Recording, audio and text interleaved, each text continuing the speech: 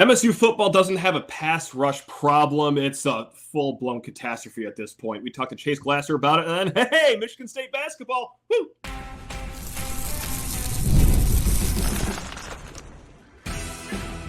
You are Locked On Spartans, your daily podcast on the Michigan State Spartans, part of the Locked On Podcast Network, your team every day.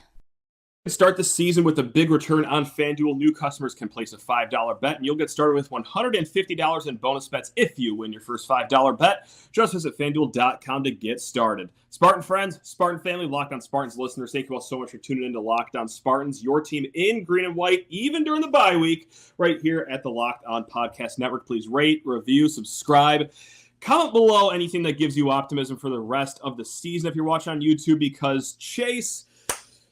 Look, we did this episode not too long ago with Dalton Shetler, and we weren't being disingenuous when we said that Michigan State's goals of making a bowl game still very much in front of them, right? Absolutely. You've already got the top three Big Ten teams out of the way. These are all three winnable games coming up, but we also got to do some straight talk here, Chase, because the pass rush, like we said at the top, it's far past being a problem at this point, and I've got some numbers to match what our eyes are telling us. Are you ready to buckle in and get ready for the slop I'm about to throw at you right here, because it's not good. Look, we all know the stat by now that Michigan State does not have a sack since the third quarter of the Boston College game.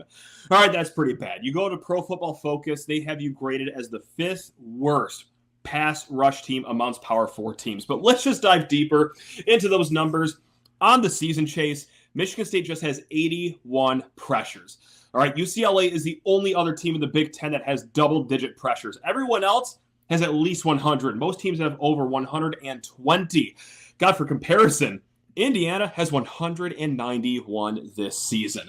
Yeah. Now, even more damning than all that, ever since the Boston College game, yes, just 0 sacks ever since, but there's also only been 12 pressures since that game. Just 6 pressures in the last 3 games combined.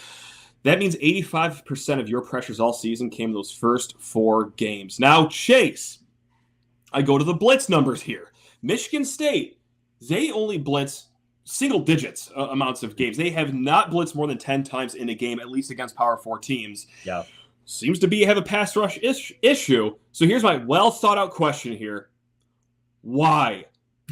Well, why are they not blitzing more? It is clear that your 4-man rushes are not getting the job done. I know that you leave yourself susceptible to other issues if you blitz, but my God, I would say that this is a glaring issue that you got to fix in any which way. Chase, what have you on this one? Yeah. So I think there's, like a lot of stuff in football, I think there's a couple different things going on. So firstly, as you said, there's no pass rush. And Michigan State does rush 4 a lot, and we'll get into that in a little bit. But yeah, just starting off, I don't think Michigan State has, I think it's pretty clear they don't have somebody who can just win around the edge. Correct at this point. That's pretty clear. Early in the season, Chris Bogle, I thought, played really well. He had a couple really good moves. I know. And I thought that was pretty impressive. Obviously, has not scaled at all past, Florida Atlantic and Prairie View A&M and a little bit of Boston College. I think something that, because I've been kind of pondering this too, I don't think it's necessarily that Ken Talley and Chris Bogle and some of the other folks that you see defending the edge. It's not that, they just are completely incapable of getting pressure. I think that in the right scheme, they might be. But I think that Michigan State, when we talk about losing Derek Harmon and losing Simeon Barrow. Mm-hmm. So I immediately think, oh man, they're going to get gashed in the run game. And the run defense has honestly been pretty solid. Especially you look at how they did on standard downs defending just normally blocked runs against Iowa and against Michigan. Pretty impressive. And Alex Van Sumeren and some of the other defensive tackles that they've trotted out, Quindarius Dunnigan, Daquan Dowse, they've held up decently against the run. It's not been, but I think that the fact that they haven't been getting totally carved by the run kind of obscures the fact that when you don't have those 2 monsters on the inside, you can single block everybody on this offensive line. There's Sure. nobody that's really necessarily a one-on-one threat, and when you don't have that, it's going to be more difficult. But when you don't have a 3 technique or a 1 technique that's going to force a double, you can have more resources devoted to protecting your edges. So if your interior lineman can hold up one-on-one against Michigan State's interior down D lineman, all of a sudden you can put it tight end and you can chip on the edge. Your running backs don't really have to worry about internal pressure, and you can go and chip on the edge there too. It changes your entire pass protection architecture to be able to do that. So I think that's a really big part of it, is that just there's nothing in the middle. So, I think about Michigan, and I think Josiah Stewart is a good player. I know some people talk about him as like a first round or whatever. I don't really see it, but I think that he really benefits from having, 2 really good defensive linemen in the middle of that defense, right? So I think that you if you had Barrow, if you had Harmon, who I think are really, really solid players who've done very well at the places that they've been, you probably see the edge defenders that Michigan State have benefit from that. We don't know for sure, but I feel pretty confident that it gives you more options. Now, the second part of your question I think is really interesting. That's kind of, well, why doesn't Michigan State blitz? And I think that's a fair question. And the initial answer is, well, you don't want to get carved up in the pass game. Right. But it really irked me in the Michigan game that they didn't bring a lot of pressure. If you watch it irked you? Oh, how do you think I felt, Chase? I almost put my fist in the drywall. But no, it's fine. You look at how any of Michigan's quarterbacks have played under pressure. If you get pressure, that ball's going to go up and to someone, to somebody, and a lot of times to a defender. I felt that Jordan Hall, he's been a solid blitzer when he's been in. Turner, he's one of the best linebackers that I think he's the highest graded linebacker on this team, and he's a really big burly guy. I think that when they used him as a blitzer, he's been effective. Frankly, I'd rather have Cal Halliday telegraphing a 5-man pressure than dropping into coverage. Sure. I'm all for that. Yeah. I just rather than having him covering grass. That's fine. So that's it. I think there is a little bit of a question of allocation of resources. I do think, especially against Michigan and Iowa, Michigan State's been putting a safety in the box a lot. So I don't know if they thought that maybe that would kind of free up some resources and allow people to maybe get downhill a little bit more. But it's just what you said with the blitz numbers. They just haven't been doing it. And I wonder. No. I think, I was going through the Indiana game, and there's a lot that I can say on that. But I do think that Michigan State doesn't necessarily have a ton of athleticism in the back end. Rucker is out. Dylan Tatum is out. So you're looking at that, and it's like you want to protect that secondary. If you are hiring for your small business, you want to find quality professionals that are right for the role. That's why you got to go check out LinkedIn Jobs. LinkedIn Jobs has the tools to help you find the right professionals for your team faster. And guys, my favorite part, for free. Now, LinkedIn isn't just a job board. LinkedIn helps you hire professionals that you cannot find anywhere else, even those who aren't actively searching for a new job, but might be open to the perfect role. In a given month, over 70% of LinkedIn users don't visit other leading job sites. So if you're not looking on LinkedIn, well, you're just not looking in the right place. On LinkedIn, 86% of small businesses get a qualified candidate within 24 hours. So hire professionals like a professional over there at LinkedIn. Join the 2.5 million small businesses that use LinkedIn for their hiring. Post your job for free at linkedin.com/lockedoncollege. That's linkedin.com/lockedoncollege to post your job for free. Terms and conditions, you got that right. They apply. Also, guys, well, I would say it's game day, but Michigan State on their other bye week. But you know what? It's the weekend. We're still rocking HomeField Apparel over at HomeFieldApparel.com. Now, what on earth is HomeField Apparel? Well, first of all, it's the most comfortable T-shirts, crew neck sweatshirts, hoodies that you will ever wear in your entire life. These are buttery soft, angel-like clothing that you will wear. And you're also going to look as good because just like I'm sporting right now, it's all about the vintage logos over at HomeField. And let's say for some reason, you're not a Michigan State fan. Guys, they got dozens and dozens and dozens of other colleges out there. Don't tell anyone I said this, but I also have some Hawaii gear, some Miami gear, some Arizona State gear, because it just looks amazing. And again, guys, feels incredible on the body. They also want to treat your wallet too, all right? Because when you go to HomeFieldApparel.com and smash in promo code Spartan24, that's going to save you 15% off of your first purchase. Again, guys, HomeFieldApparel.com, promo code Spartan24 for 15% off your first purchase over there at HomeFieldApparel.com. I think it may be a question of philosophy. It's somewhat interesting because Rossi's a guy who's very comfortable bringing pressure. Right. You look at correct. If you look at what he's done in the past, and also if you look at how the linebackers play against Michigan, I mean, those linebackers are really coming downhill hard. The safeties are triggering really hard. He is not somebody who's averse to bringing pressure. Mm-hmm. Right. I do have a level of deference that he doesn't want. I think he would like to blitz more. I don't think Rossi is somebody who's very comfortable bringing pressure in his former spots. I don't think his ideal defense is blitzing, 9% of the time, sure, or whatever it may be. I have to believe that what he sees in practice makes him think that the transition cost would not be worth it. Unfortunately, that's just something that we don't know. Mm-hmm. I think that Joe Rossi is a good defensive coordinator. I also, he's somebody who works with the linebackers, and he knows that really well. If he feels that that's beyond their kind of wheelhouse, I'm inclined to trust him, but that doesn't make it less frustrating to watch. Correct. Yeah.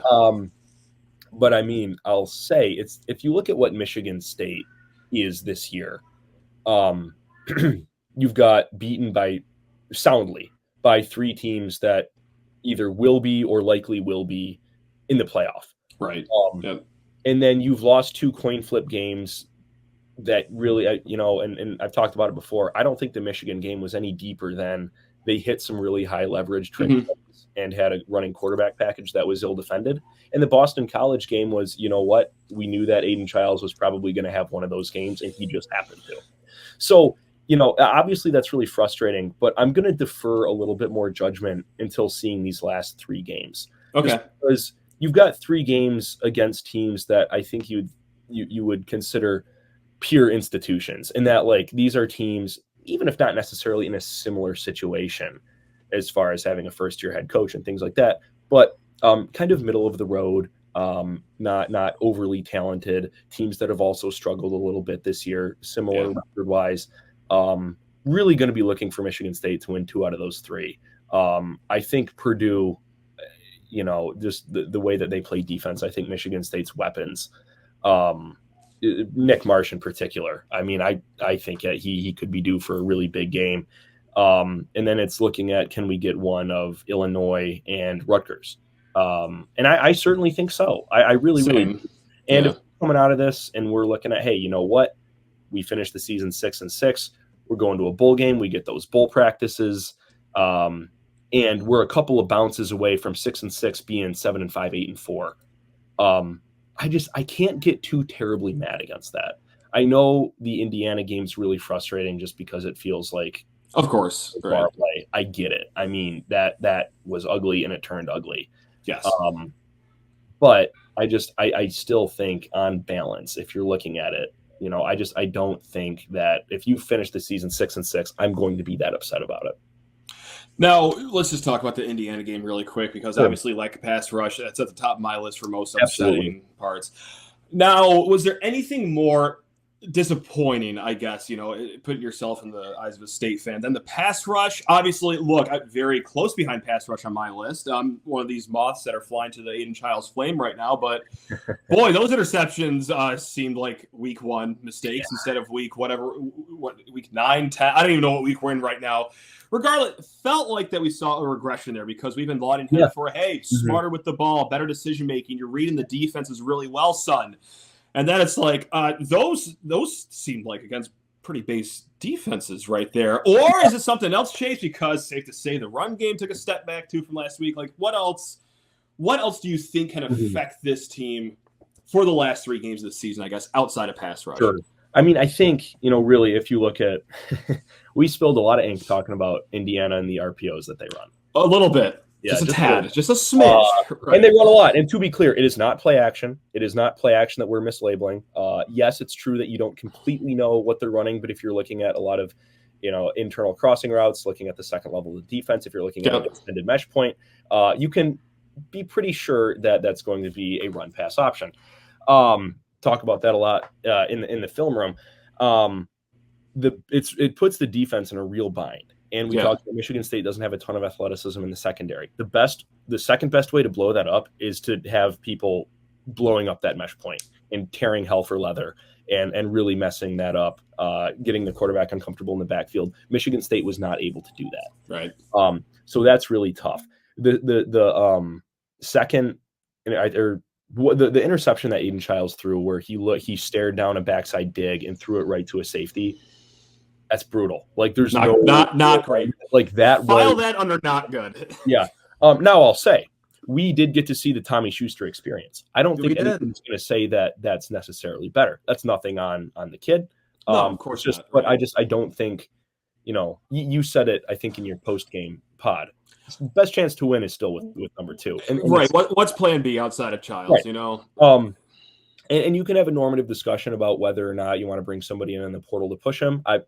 Fine. Sure. But this team reaches its ceiling with number 2 developing. Now, granted, you have seen strides. You have Saturday was ugly. Progress is not always linear, especially with a young quarterback. Unfortunately not. It's just not. It's just not. And I've been working on a operational theory for a couple of years that there's like 8 good quarterbacks in all of football. It's very frustrating. You want to see him improve. The only antidote is time. And also something that I keep coming back to is I think, we kind of reached this conclusion with the team where it's like, okay, there's holes on the defense. There is not a lot of, there's some playmakers that are going to be hampered by the fact that your quarterback, sometimes he's going to be brilliant. Sometimes he's going to just, really, really make you want to tear your hair out. And then overriding all of that is the fact that both of your lines are not very good. In particular, the offensive line is really bad. Sure. That puts a hard cap on what you can accomplish. So It's like a lot of this stuff you can't, there's a quote, it takes 30 years to build a Navy, 300 years to build a naval tradition. Like you can't portal in an offensive line. It takes time. There's just no good answer for it. Like you can have players who are going to be really good offensive linemen look terrible when they're freshmen and sophomores. It's just and they're rare to find. Sorry to interrupt, but they are rare to find the portal like that. That's probably the position group that goes into the portal less and less every year is offensive linemen. And it's so just on that point. No, you're absolutely right, Matt. I think I don't have the stats, but I would think. And also, it's like even more important or equally as important to physical talent is the cohesiveness in the communication. And like, can you play as 5 fingers of the same hand? Because you can have 5 magnificently talented offensive linemen. If they don't know their roles, if they're not good in their assignments, if they're not passing guys off, your quarterback's still going to get killed. Sure. And I think they've been a little bit better in pass pro for a good chunk of this year than I expected. You did not see that on Saturday. I mean, Saturday it was multiple 7 sacks, I think. 7 sacks. And Childs, I mean, if you look at what Michigan State was doing in the first quarter, a lot of it was Childs being extremely athletic and Nick Marsh. We talk about being an alien in training. Man, that touchdown catch, Matt, you will not find much better. I mean, my first thought was like, I think we're taking the in training. That was awesome. I mean, I watched that. And I was just kind of like, that's awesome. Yes, but Indiana, they were really able to get pressure, and we both said it. We've given them their flowers. That's a really good team. That's a great team. Yeah, they brought in a lot of transfers. Michigan State has 61 new players. You know what? There's a lot of guys on that Indiana team who are really veteran, who've played a lot of football. That matters. That matters. A lot of people who know that system, that matters. Signetti, it's clear, is an extremely good coach. If I'm him, I'm not at Indiana next year. Not a knock on Indiana. It's just, I don't think not that what he's doing at Indiana isn't scalable. It just won't be to this extent. I do not think they're going to win 11 games next year. I do think they will this year. And, good for them. I hope they go into Columbus and win by 1 million. I think they're going to barbecue Michigan on Saturday. Okay. That's a really, really good football team. It's a very good team. I do think it's kind of tough mentally just because, like, come on, that's Indiana. right? Like we are 100%, 1,000%. Right. Like, come on, right? Yeah. And I get that. I really, really do. But I don't think that Indiana is necessarily going to be winning 11 games a year every year. That is in no way to detract from what they are, from what they do. They're extremely well coached, very good football team. They're talented and just super sound in their assignments. And I get how frustrating that is. And it's, like I said, they're going to barbecue Michigan on Saturday. But it's just, I don't know that we need to have too much of an overreaction now, except for this is a very frustrating data point. I think not overreact. Wow, what do you think I am? Wow. Jeez. It's just, I'm not. A lot of the stuff that Michigan State's really struggling with, Aiden Childs needs to mature. Well, you know what? It's going to, I think it will happen, but it just, you do need some time. And sometimes it doesn't really happen over the course of a season. Sometimes you need an off season in the offense. You need to mesh with some of your receivers. It's a million different things. It could be, he's, I think, still 19? 19, yeah. Right. So it's just, there's no substitute for time there. Offensive line, defensive line, it's probably not going to improve within a season. It's still going to probably be a struggle. It's just, on a lot of that, it's really frustrating, but there's just no antidote for time. And if it's going to get better, it probably won't be within the last 3 weeks of the season. But I am firmly in lockstep with what you said at the beginning, where I do think their goals are in front of them. They really, really are. And I'm hopeful, if they go out there, get to 6-6, the tenor of this changes a little bit. I hope so. Well, Chase, this is fantastic as always. Sorry, it's got to be a shorter conversation today. We got to talk MSU shooting hoops. That's right. Took on Niagara tonight. Let's get the thoughts on that one here in a hot second. With Robinhood Gold, you don't need a silver spoon to eat up the financial favors of the 1%. Robinhood Gold allows others to get the rates and perks usually reserved for the high society. Now, the resourceful individual with Robinhood Gold can earn the very liberal rate of 4.5% APY on uninvested cash and be rewarded with the handsome 3% retirement boost on an IRA account. Robinhood Gold provides the privileges of a high net worth for any net worth. These generous benefits are now available for only $5 a month. The new gold standard is here with Robinhood Gold. Sign up at Robinhood.com/gold. Terms apply. For product-specific disclosures, visit Robinhood.com/gold. Investing involves risk. Rate may change. Gold membership is offered by Robinhood Gold LLC. And gang, need to talk your ears off about the best sportsbook in America. Of course, you already know it. FanDuel, America's #1 sportsbook. And yes, our Spartans are taking the week off again, of course, but that's not going to stop us from getting into the action over at FanDuel. We actually have 5 best bets coming to end this show. So far, we're doing pretty good. I know last week was rough, but hey, you know what? Join us with 5 best bets. Do the action over at FanDuel, or even after that, go swim in the NFL Sunday Fun. Because right now, new customers can bet $5 and get $150 in bonus bets if you win. The FanDuel Sportsbook app gives you everything you need to place live bets on the NFL all in one place. So when you get a hunch in the middle of the game, you can check out the latest stats, view live play-by-play, and so much more on the same page where you place your bets. Just visit FanDuel.com to join today. You'll get started with $150 in bonus bets if you win your first $5 bet. It's over at FanDuel.com. Again, guys, America's #1 sportsbook, FanDuel.com. And on Jaxon Kohler night at the Breslin Center, yes, Michigan State, they slayed the Purple Eagles of Niagara 96-60. Now, if you forgot this game was going on, I understand. It's not the sexiest matchup, but here's what you missed. I'm not going to lie. I know that a lot of you are more rational than I am. You're healthier individuals than I am. Got a little scared at the start of the game when the score was 9-2, but obviously Michigan State erased that no problem. Yes, got cut to 4 points early on in the second half, but by and large, this game was never in doubt of a Michigan State victory for the most part, and largely thanks to one Jaxon Kohler, a guy with a lot of eyeballs in him going into year 3.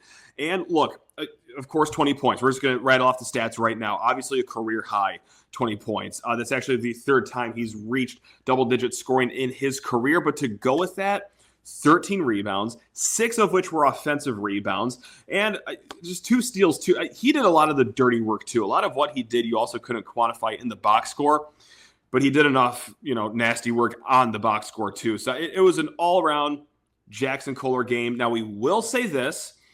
Of course, it is Niagara. All right, it's not the stiffest competition.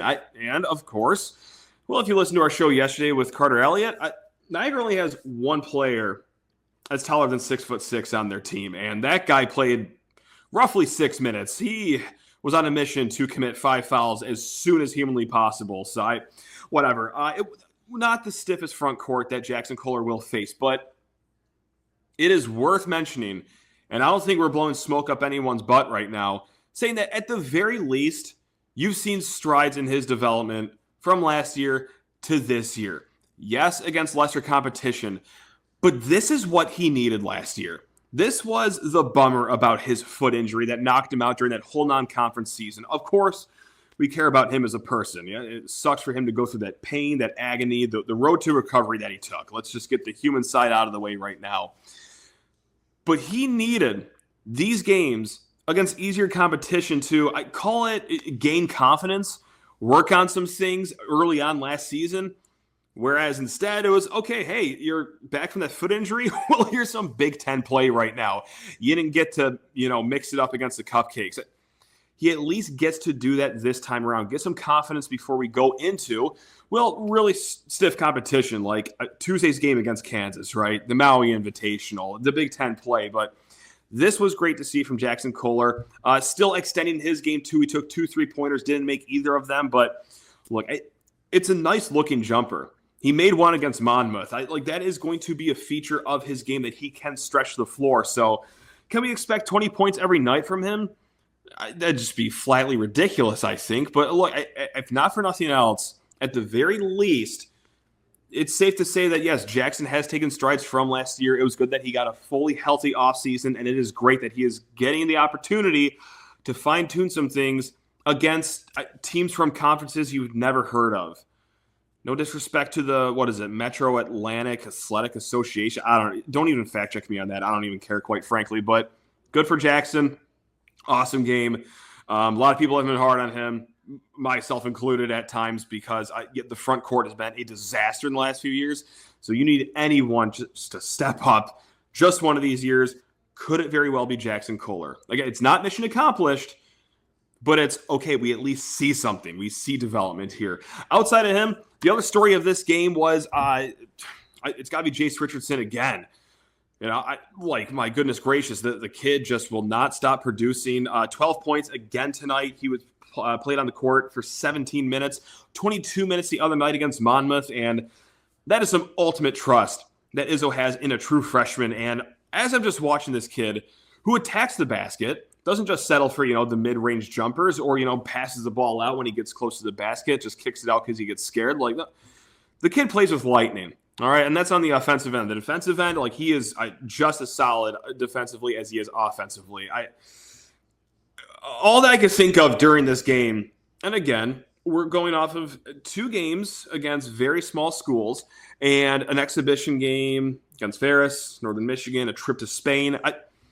With that very small sample size, I still can't help to think, how or why wasn't this kid rated 5 stars? And it's not to say, he was just some plucky 3-star that he was. No, he was a very highly ranked 4-star kid. He was bordering on 5-star. But what kept him from being a bona fide 5-star? He's college ready right now. He has a little bit of a jump shot to him, too. He's clearly got an offensive knack. He is aggressive driving the ball. He is great defensively. And the defense thing was something that you even saw just in highlight tapes, whether it's high school or AAU, whatever it was. So I don't know if they needed just more of a pedigree, as if he didn't come from a family that has a dad that played 14, 15 years in the NBA. I don't know what that was all about from the recruiting services. Again, very early, 2 real games in his career, but it's clear that this guy's more than a spark plug for this team. He might be your best guard on the team right now. So just as a whole, though, for guard play, look, you're missing a lot with Tyson Walker last year. But maybe this is the blueprint, right? Like Jeremy Fears, he has 7 points tonight. All right. Jaden Akins, he didn't have, 20-plus points like he did the other night. He just had 10 points. Still a really solid game from him, though. And then you go down to Trey Hallman, 11 points, and then Jace Richardson, 12 points. Is it out of the realm of possibility just those 4 guys, between the 4 of those guys, you need 3 to be in double figures every night, which I think is possible. I don't think that's, a galaxy brain request to asking for something that's not realistic, and then just have the 4th guy be serviceable. Look, that's not going to be a complete replacement for Tyson Walker, but that might be your best shot at replacing some of what he did for Michigan State last year. And it's a viable pass because you saw today, looked pretty smooth today. Now, one thing that I will say is that in the 2 games, Michigan State looked really good in transition tonight. They had 28 fast break points. I think Monmouth, they had 25 fast break points. They're getting out, they're running, and I know Michigan State wants to do that this year. They want to harken back to the days of old Tom Izzo basketball. I really do wonder if Kansas will let them do that, though. I really wonder if they're going to maybe cool off of taking the offensive boards just because they have seen Michigan State come out hot in transition the last 2 games. And it's not like the half-court offense is really that, I think, as of now, fantastic for Michigan State, especially with the lack of three-point shooting, too. So I do wonder if Kansas teams in the future are just going to say, all right, fine, we're not even going to go for offensive boards. We're just going to, just collapse back on defense and stop any transition game from going. Keep an eye out for that. It will be a fascinating game on Tuesday. We're going to get so many takeaways on that one. Again, Champions Classic. Now, we are going to get a really good sneak peek at Kansas Friday night against North Carolina. That is at the Fog. That is a true home game for Kansas. So that's going to be a really nice one to watch for you college basketball fans out there. So right now, Bart Torvik has Michigan State as 3.5-ish point underdogs in that game. So again, guys, we'll be talking more about Kansas early next week. We're going to try to get connected with Locked On Jayhawks. We both have very difficult schedules this weekend, so we'll try to get a preview for that. But we will definitely blow out Kansas more as we get closer to that Champions Classic game. Now, to take you home with 5 best bets, I've got some really horrific news, and I've got some still good news. The horrific news is that we went 1-4 last week. And by golly gee willikers, the only game we won was one that I didn't want to win. It was Indiana -7 for those that forgot that game. That covered, unfortunately. So the good news is that we are still 29-21 overall on the season. So let's just dust our pants off. Let's get back in the wagon and just close your eyes. Let's all hold hands with each other and let's go into the fire because we're starting with LSU +3 at home against Alabama. Then we're going to go across the country. Oregon -25 against Maryland. You already know it. It's November. It is quitting season for Mike Loxley's Terrapins. Tale as old as time every single year. Ole Miss +3 over Georgia. That's right. We got some brave bets going on for you right now, but we like the home teams with the LSU, with the Running Rebels too, with Ole Miss +3 over Georgia, and then 2 more games, guys, over 47.5 points in Texas against Florida. And then, at night in the mountains, hey, what does Utah do every year? They win some game that they are not supposed to after their season has fallen apart against a really good top 15 team, and that would be the BYU Cougars coming into town. So we got Utah +4 in that one.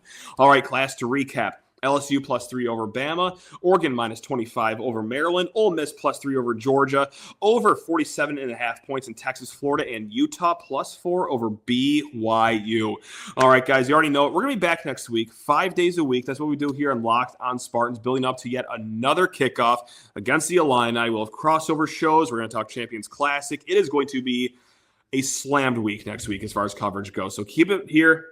Locked on Spartans, your team in green and white. Have a great weekend, guys. Love you all. Go green.